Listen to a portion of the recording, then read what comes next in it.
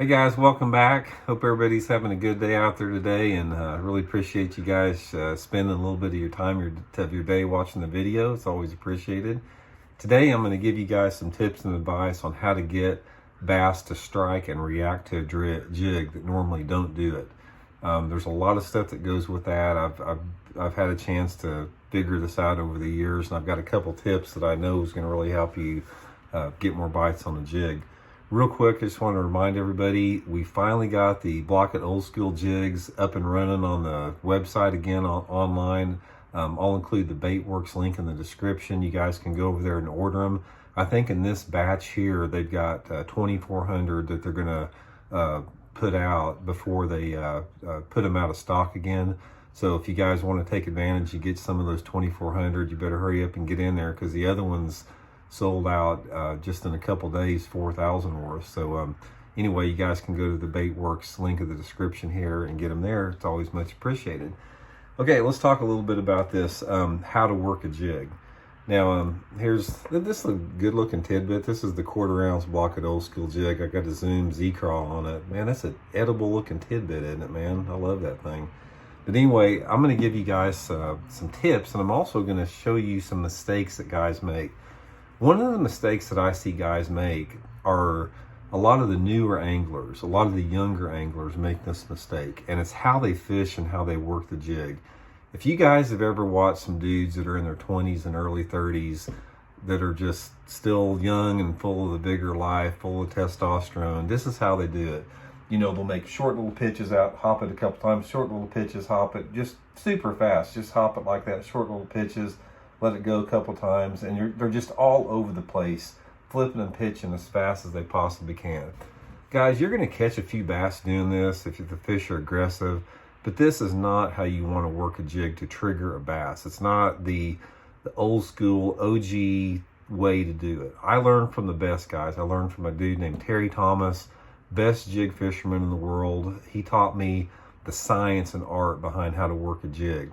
What you want to do is, when you're pitching and flipping or casting a jig, you got to get into the flow, into the rhythm of it. Instead of making these pitches, fast pitches, hop it a couple times, pitch over here, hop it a couple times, make your pitch, just relax a little bit, make your pitch out there. Once that jig hits the bottom, grab your rod like this and just slowly pull up on it like that initially, let it go to the bottom, and then hop it high like that. Pop it off the bottom like 8 or 12 inches. So pulling it up a little bit, pop it off the bottom, reel it in, make another nice easy presentation, pull up on it like that a little bit, hop it off the bottom. That is what is called the big fish hop.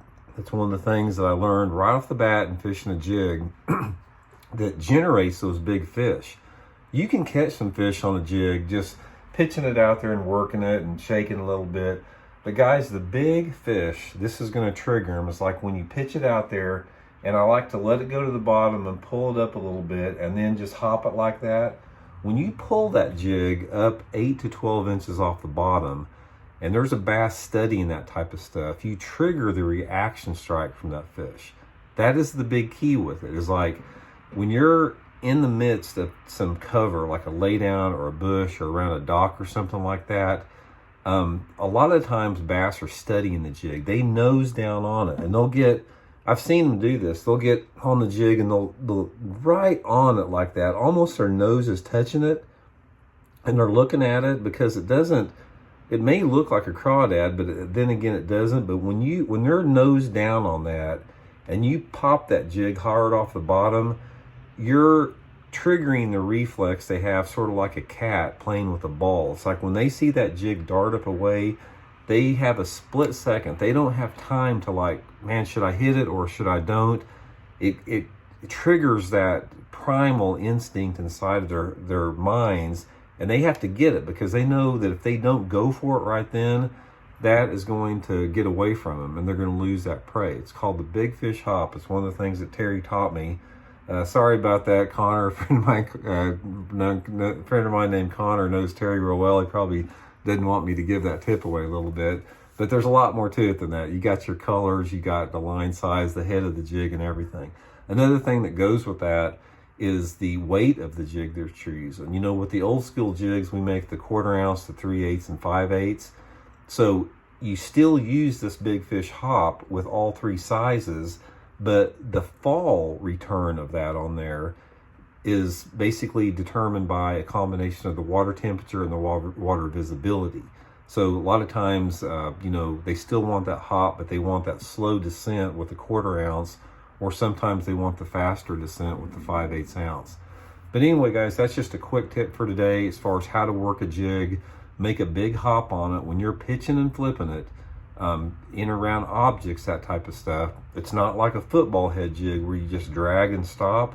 The Blockit old school jig it's designed for pitching, flipping, and casting. And one of the big keys on that is making that big hop with that jig, and that's going to trigger those bigger fish to bite.